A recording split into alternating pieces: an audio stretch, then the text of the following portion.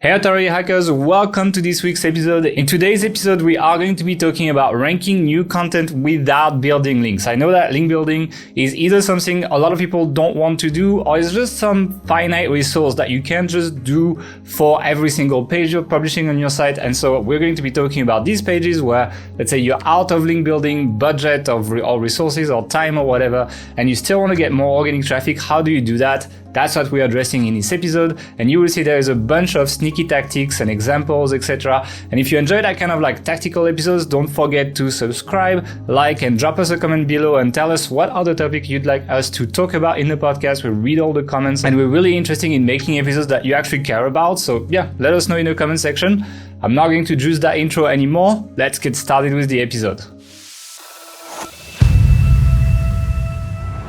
Hey everyone, welcome back to the Authority Hacker podcast. Today we're going to be talking about a topic that I know a lot of you guys care about, and that's how to run your site without spending your time link building. I know that we've talked a lot about link building, we've shared a lot of tactics, but no matter how many tactics we share, a lot of people just don't want to do it. They just want to build their websites and they don't want to deal with that. So we've got to be realistic about this though. I don't want to tell you that you don't need links. Links are still one of the most important factors when it comes to ranking on Google. And so we're going to have to be a little bit smart working around it so you can get some of the links metrics that you need, but also target the right keywords and all of that. So it's going to be a lot of small tactics, and I've prepared a bunch of examples as well to show how to do that. But something that has been prepared even more than this podcast is how Mark is doing. So how are you doing, Mark?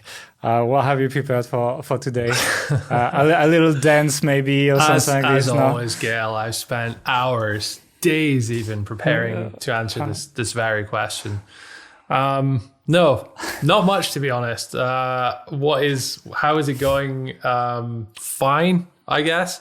We've been working on really a lot of projects at the moment, really pushing two sites very, very hard right now, hiring quite a few new people. And we're also, sneak peek, redesigning Authority Hacker. Not a full redesign. Not a rebranding, just a redesign. So let's just say when we made the last version, I think a lot of the colors and elements and things are nice. Just how we organize them on the page and the cohesiveness of it could be improved somewhat. So we found a designer that we really like. We've created the design and we are currently almost finished building it. So excited to launch that and see what you guys think. Just be honest, you just saw Income School redid their home page, so you wanted to redo yours as well, right? That's what happened. I did not see them do that, but if you say so, I'll take your word for it. They've just redone the homepage almost, so it's not a big redesign, but yeah. But anyway, the new design should be cool. Hopefully it doesn't run any with any issues. Can't guarantee that. We know how these things work when you roll these big changes on your sites.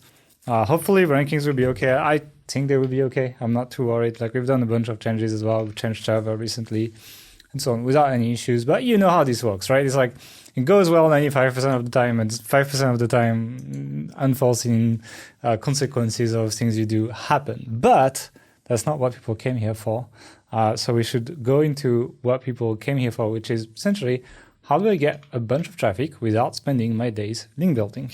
And so we're going to be talking about that because, it's really a big issue. I've been looking at our channel analytics, etc. And anytime the thumbnail has no link building, people the click-through rate goes super high. So I can imagine a bunch of people don't want to build links. And so, as I said in the intro, it's something that you're going to have to temper as well, because it's not because we don't want to build links that we shouldn't have links. If your competitors are building links on queries and you have no competitive advantage here, they will outrank you. It's just, there's no way around that. And it has to be said, and you've got to pace your expectations. So, we're going to try to be sneaky and dodge around and get more value out of the links you have, etc. in today's episode, rather than trying to tell you there's a magic word where you don't need to ever build links, basically. I would also add to that if you are building a crap load of links, then you should still pay attention and listen, because there's some really good... No, you don't.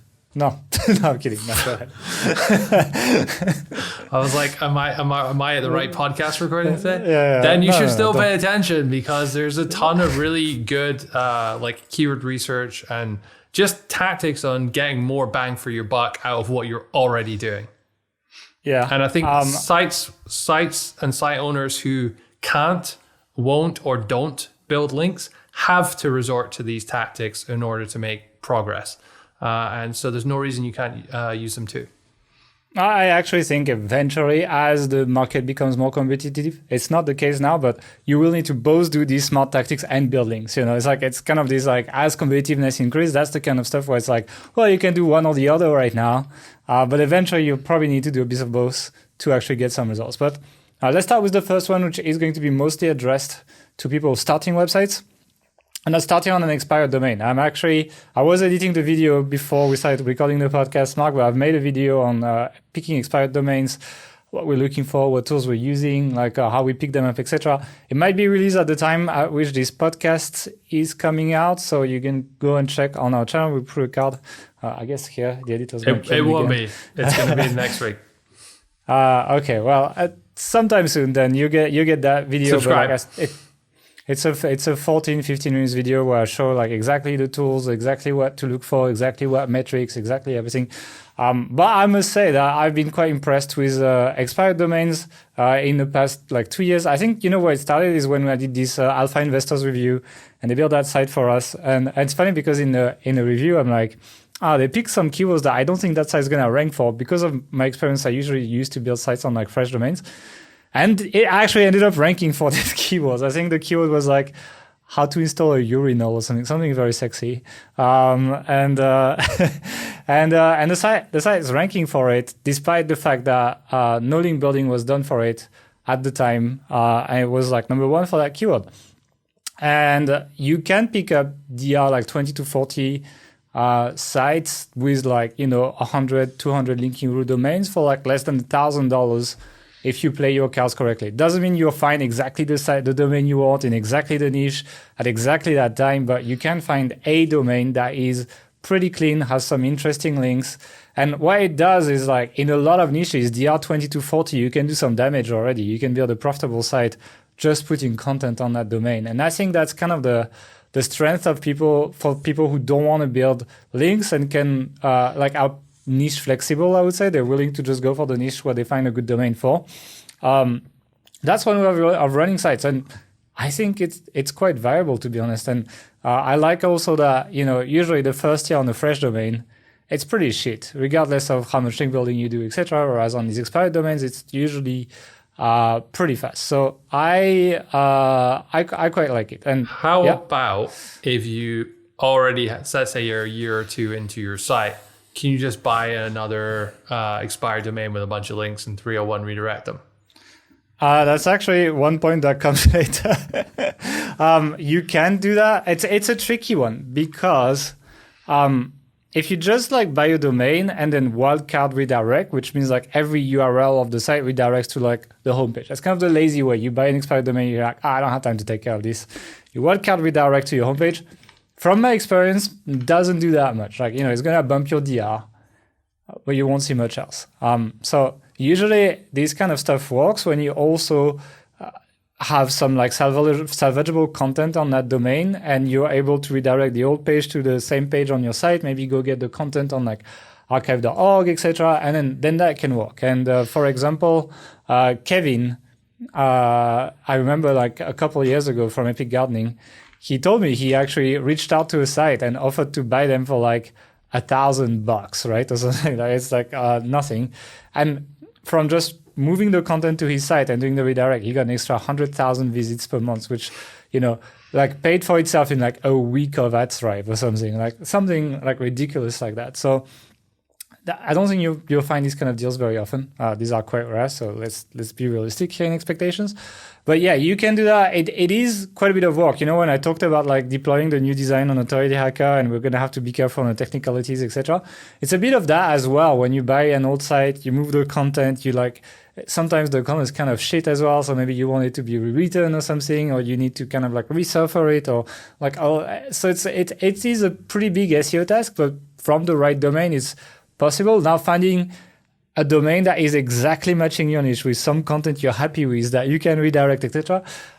It's pretty rare, right? It's like, so it's kind of like, it's going to be a time thing. So either you're niche flexible and you start a site on whatever you find a good domain on and crosses with a good niche or a good affiliate offer, or you are, looking at the market. I do that every month. I spend like a couple hours going through the market and just bidding on some domains. And if I get something, I get something. If I don't, I don't. But like over time, it's kind of like buying a house, really. Like, you need to give it time so that it cycles through domains, etc. But it's really powerful. I really quite like expired domains now. And to be frank, if I start new sites, the problem is, like, as I said, you don't always find the right domain. So you kind of need to do that check every like two weeks to a month to try to build up your catalog of domains, But if you do, it's a great place to start, and you can really do quite well here. And I like it. And you don't have to build links. Like, you can rank literally without building any link and just build the sites, which is quite nice.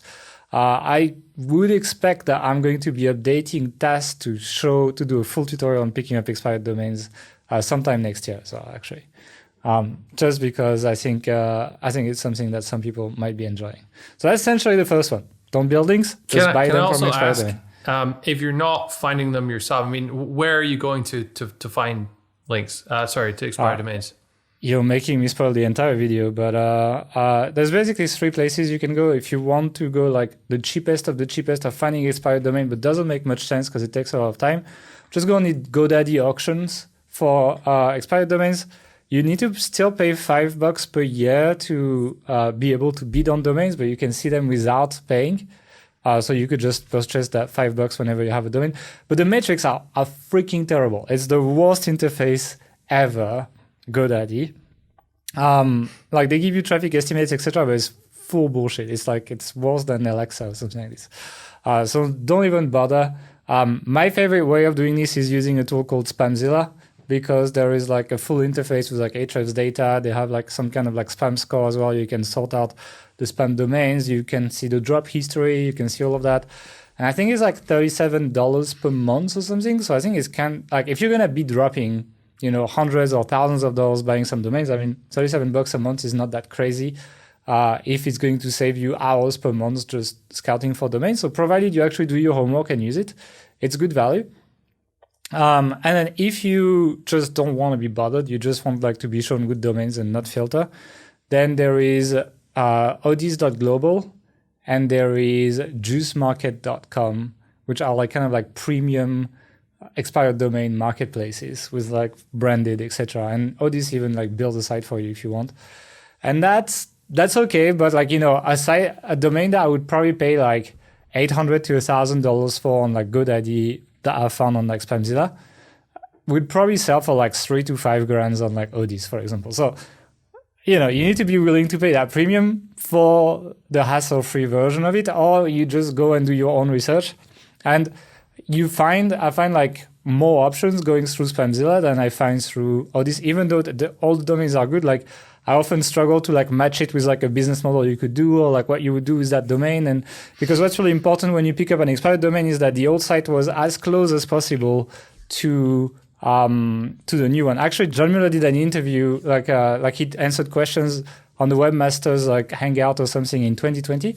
And some guy was like, "Oh, are you guys resetting domains on drop domains, right?" And John Mueller was like, "Well, actually, when a lot of businesses change hand, people they don't realize they can transfer the domain, so they let the domain expire, and the guy who bought it just like kind of like rebuys it right away. And so as a result, if we were resetting links, it would trigger a lot of false positives when like there's legitimate changes of ownerships of the same domain, and you want them to still rank. And so they're like, well, so usually like we don't do that unless the new site is completely different from the old site. Then we're pretty good at figuring this out." But that essentially what he admitted is that provided the new site is very close to what the old site was, you're probably fine, and you're gonna keep the equity, the link equity, etc. So that's what he came up with, and I think that was quite interesting. I was surprised to see that people didn't read into that. People just like read the words, etc., read the search engine journal article, etc. But yeah, he basically admitted that they will not touch the link equity, and that's what we observe when we pick up an expired domain and we build a site in the same niche on it. It ranks much faster. It doesn't need building, etc. So yeah, expired domain. Any other question on this?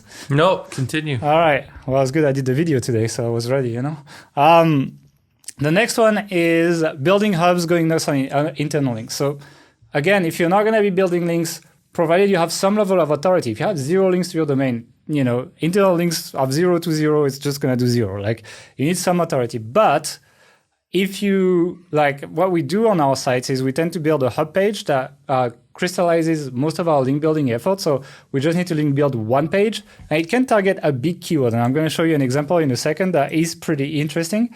And then that page then links out to other subdomains. And so the example I have here is on security.org. They actually rank number 1 on a feature snippet for best VPN as DR74, which is pretty low for that industry.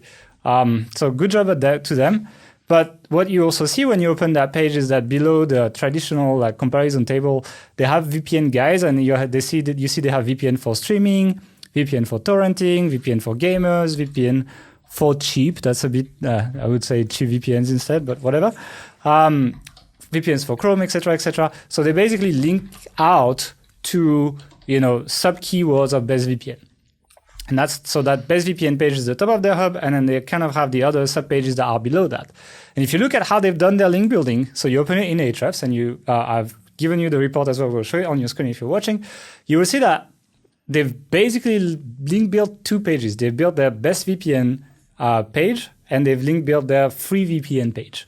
But then if you look at the traffic of all the pages that are interlinked in that silo, you will see that a lot more of these pages, despite the fact that they have very few links for that niche, they rank between 6 and 1 for like best VPN for Windows, right? Which, Ahrefs estimates 2,378 traffic to that page. That's pretty cool. They make good money from this, right? If I look at how many links they have to that page, they have 3 linky root domains, right? For such a competitive affiliate keywords. And that is a perfect example of that hub strategy that I'm talking about. Build that hub page that crystallizes all your link juice and then just have quality internal linking with anchor text. So you can see that on their page. These are like just plain text links with the exact anchor text to pass as much relevancy as possible. And they are able, through that, to rank for extremely competitive, very high paying affiliate keywords. I mean, that best VPN for Windows page probably could be making 5 figures a month, just that one page, So that shows you a really good example. And the total linking root domains they have for this, and given the size of the niche, is really not that high. I mean, you're looking at, the top page, best VPN, has 169 linking root domains, free VPN 67. Then everything else is like 12, 8, 6, 5, 6, 4, 4, 3. Like this is nothing, So I'm not saying that there's nothing shady behind it. I did not find anything shady, but if you do, let us know in the comments, I guess. Teach me a bit. Otherwise, it shows you exactly how this quality internal linking, also the perfect siloing in the URLs and everything, pays dividends when you do it properly. And so if you don't want to build too many links, obviously, if you are in a much less competitive niche than VPN, which is very likely because VPN, I would say, is like top 5 most competitive niches, you can get a lot of bang for your buck with just a few links and a proper siloed website. And so please emulate what these guys are doing, because I think that's a really good example of what people should do if they don't want to build too many links. Any comments on that? I think it's a really good example, actually, this example. Question. So the security.org has the /VPN/best. It's all kind of like siloed in that way. Yeah. If a site does not currently have that, is there any circumstance where they should switch to that, or should you always stick with what you started with? Honestly, like the value of that is hard to prove, because a given site is always one or the other, and very few people switch. So it's like, unless some huge site decides to just swap that, it's very hard to why do few people switch? Because obviously, if you change your URLs, you have to redirect your old ones to the new ones. Otherwise, your old links basically just expire. They link to a 404. Links to 404 basically don't count. And so historically, redirects have been diluting link juice a bit, right? So it's like, you would lose maybe like 5 or 10%, hard to tell, but your mad cuts would say that at the time. Recently, in more recent history, Google has said they don't dilute link juice through redirects. I believe the reason for that is because they forced everyone to move to HTTPS. And when you move to HTTPS, you redirect the HTTP version of your site to HTTPS. Therefore, they would have diluted the entire internet by forcing SSL certificates, right? And so I can see why Google was like, well, okay, maybe that's not a good rule. But still, like if you're a classic SEO, you would probably try to avoid these redirects, because inherently, like you still get that feel that it's just not as good as like directly linking to your page, right? That's why, for example, when there's more, like if Google is quite interesting because they say, well, we don't dilute link juice or like link equity or page rank through redirects. But if you have too many redirects in a row, they'll tell you, hey, be careful. So, you're like, well, which one is it, And therefore, even one redirect does feel suboptimal, especially in these extremely competitive markets, etc. Like I've changed URLs on several posts, even on Authority Hacker several times. 95% of the time, we land back exactly where we were. But you have that 5% odd chance when something weird happens, or like Google reprocesses your page and redecides that it actually should rank lower or even higher sometimes. And therefore, I tend to not be a fan of changing URLs, even though if you follow the modern world of Google, it should be fine. It's also hard to demonstrate the value of that, like hard siloing. That's what we call it. Like soft siloing would just be like having, the keyword in a URL and just internal linking. Whereas hard siloing would be like, doing these VPN-based torrenting type thing like they have on security.org. Very, very hard to tell how good it is. I would suggest people stick with what they have. We have sites that have both, and we have sites that rank for both. But for example, the golf site we sold was like hard siloed like that as well, right? And we built it. There is tutorials in Authority Hacker actually in TAS. I show how to do both actually. But the thing is, usually when you do these kind of hard silos, you need to manage your content on pages, and it's a little bit more inconvenient than managing through posts. But you gain the ability to edit directly like a page, the content of like these other pages. So for example, security.org has security.org/vpn/best/torrenting. But /vpn/best is their best VPN.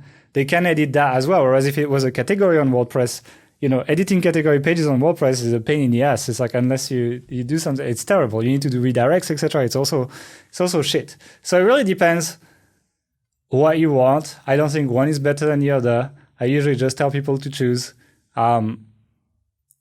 Some niches I prefer soft silo, some niches I prefer hard silo. For example, the current test site is very, very good for hard siloing, just because everything is like subcategorized and it's very easy to classify. But some niches, things maybe belong to 2 or 3 categories. And if they do, you tend to prefer soft siloing so that you can put the same post in multiple categories and internal link it from that. So the answer is it depends.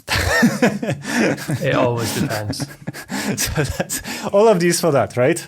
But yeah, it's. I'm curious to hear also what people think about it, but it's hard for me to give a tangible proof that one is better than the other. So it's usually a feel for the niche and which one would work better. Okay, so that's basically the hubs. Now let's talk about the next one, which is, if you want to rank without building links, find sites that have very few links and are ranking, and copy their keywords. So all the time, pretty much, I have the Ahrefs extension activated. So whenever I Google a keyword, I see the DR of sites, right? So anytime I use Google, I see the DR of sites. And very often I Google stuff related to the niches we work in, etc. Anytime I see a DR less than 20 sites, it goes in my notes every single time. And whenever we are at the point where we have decent content production resources, but link building struggling, is bottlenecked, they're working on other things, etc., I pull out these really low DR sites that I saw on page 1 of Google, and I go and check their top pages in Ahrefs, and I'm able to queue content for writers that will not require any link building and grow my traffic. Now, depends on how you monetize, right? If you don't monetize with ads, for example, and you monetize only with affiliate, it's a bit more tricky because usually it's more rare to find affiliate keywords that are also very low competition, etc. So, but overall, if you just take this habit of having a little notepad or something, or like a note on your desktop or something, and copy and paste the URLs of any site that's below DR20 that you see on page 1 of Google, and go and check their top keywords, or top pages rather, I prefer that. You will very often find topics that you can write about where you don't need any links. Now, that is also a word of warning. When I say that on the podcast, a bunch of people are going to do that now. And so the word of warning is, you probably should try to get beyond DR20 with your own site so that people don't do that to you, because otherwise you're painting a target on your back by being a low DR site that has pretty good traffic. Actually, that golf site that we worked on, remember at the beginning when it started growing, it was DR3 and we were getting like quite a lot of traffic. And I was like, oh shit, people are going to copy the shit out of it. We really need to grow the DR just for that. And it's like, there was link building campaigns that were just for the sake of growing the DR so that copycats don't follow us. But that's something you need to be aware of when you're ranking for good competitive affiliate keywords and your authority is low. That is the benchmark a lot of people who do keyword research use. And therefore you can dequalify yourself from being a target by just, running, DR boost campaigns basically. Okay, so now let's jump on to the next point, which is writing for zero search volume keywords. And the more I go in SEO, the less I give a shit about search volume. It's kind of how it goes. So yes. Income School were right then. We shouldn't ever use keyword tools because they're inaccurate. Yeah, for sure. No, not really. It's kind of the same as like, if anything is not 100% accurate, you shouldn't use it, which is pretty much everything in life, right? If you go and, I don't know, if you wear your seatbelt and it doesn't protect you 100% of the time when there's a car accident, should you never wear a seatbelt?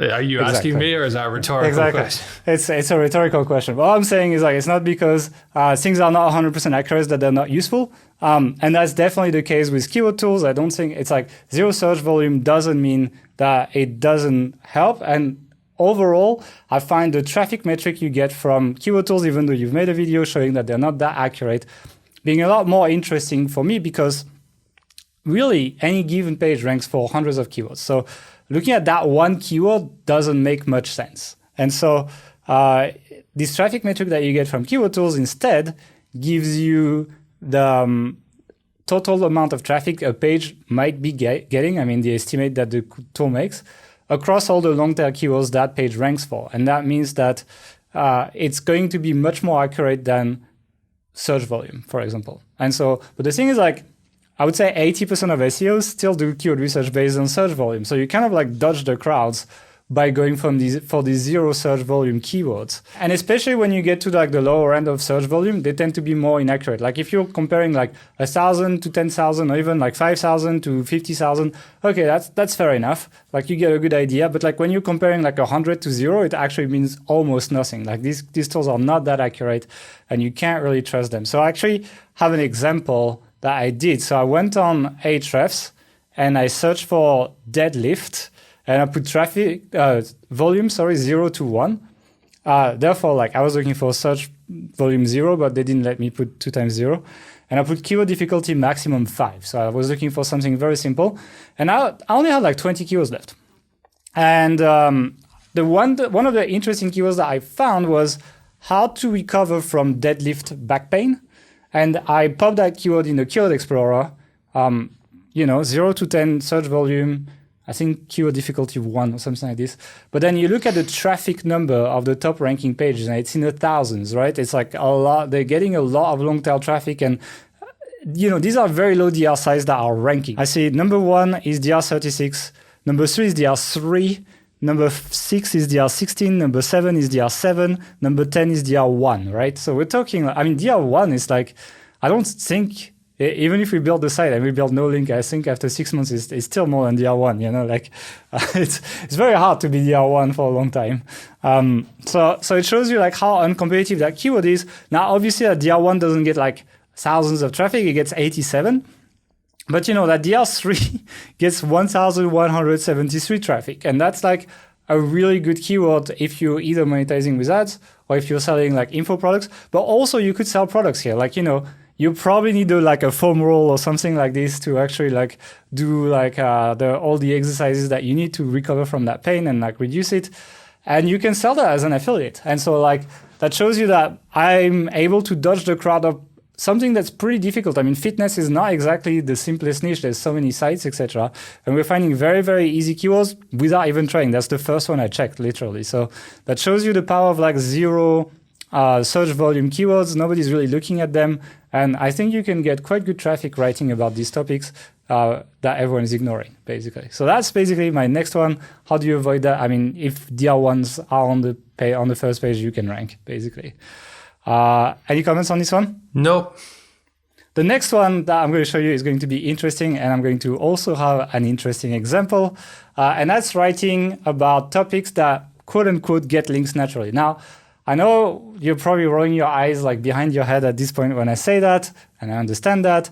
Most content does not get links naturally. It doesn't. So it's like, I don't care what Google says or what Matka says, etc. But some does. And I think it's fair to give that kind of credit to that, and that credit to that kind of content, and that say that it's possible. And a good example of that you might have heard of is statistics content, right?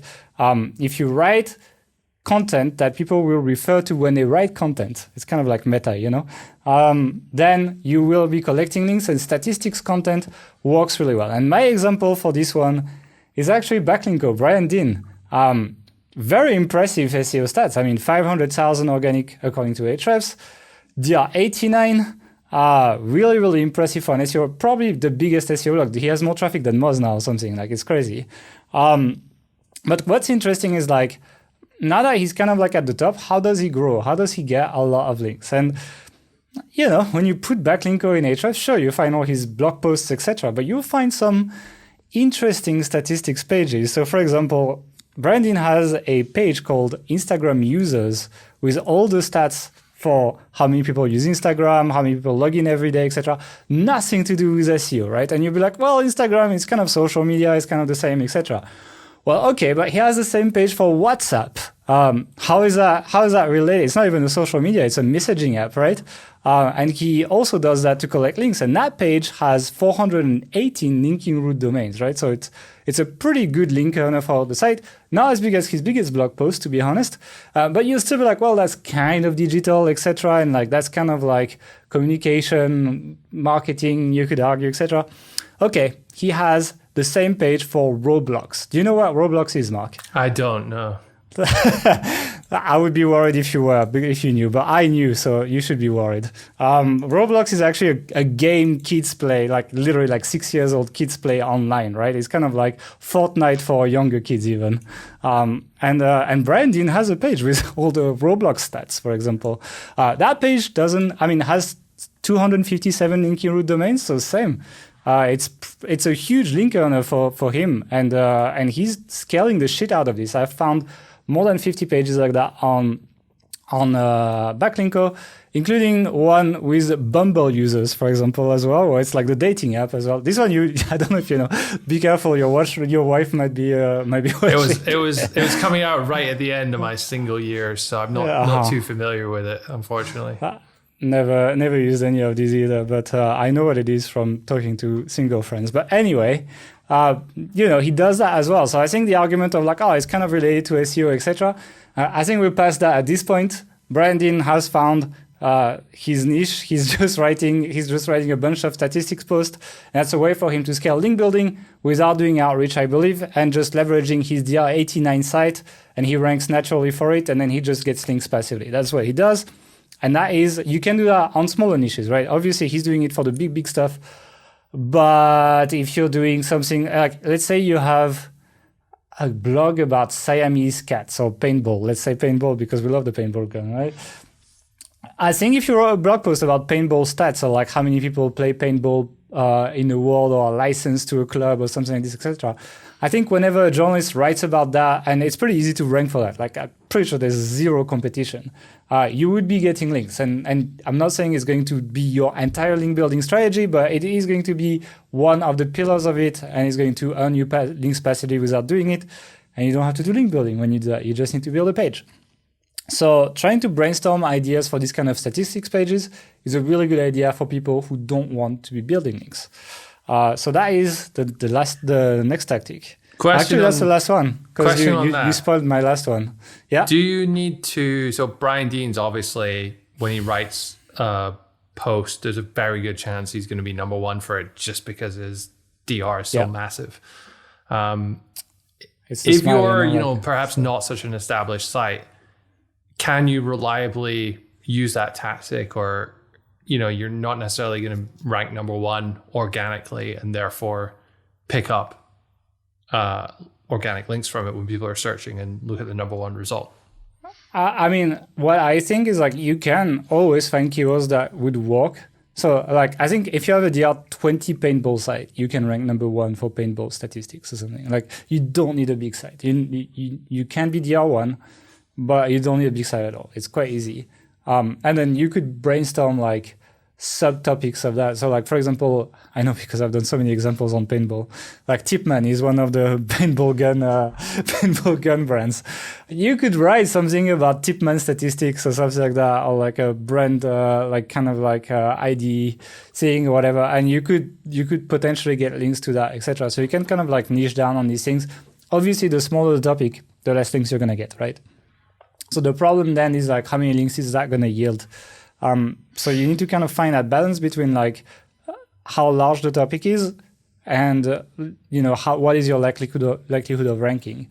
But if you do that, I think most sites can do something about it, and can do that, especially if you combine that with these zero search volume keywords, because especially for that, you're not looking for a lot of traffic. You're looking for traffic from people writing articles in your niche, and it's not a lot of people.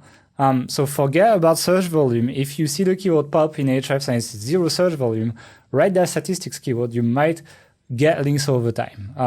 One thing that I want to note as well is if you want this to work better, you probably need to update this page once a year or something with the new stats and so on. If the page is old, you're less likely probably to be picked up. And if you update it once a year, you're also more likely to kind of like bump up in ranking year after year, and eventually conquer that number one spot. So Brandon does it for the big guys, like for Instagram, Roblox, etc. Roblox is like one of the biggest games in the world, etc. Really? It's fucking crazy. Never heard of it before. That's basically all my tactics. You spoiled the last one where I said buy competitors and redirect the sites. So same as like expired domains.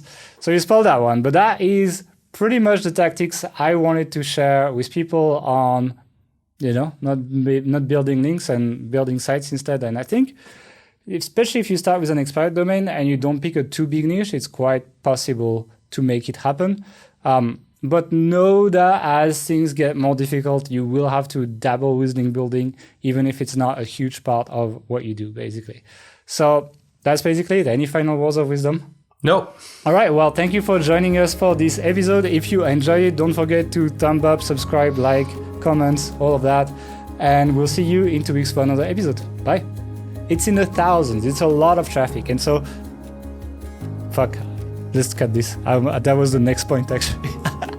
I was like, how does that connect back to my point? I was thinking, like, where's he going with this one? Yeah, that was, okay, cut this. Actually, I have an example. I'll just, you go back to that, Maxime. I'm sorry. You can put that in the bloopers if you want. I don't care.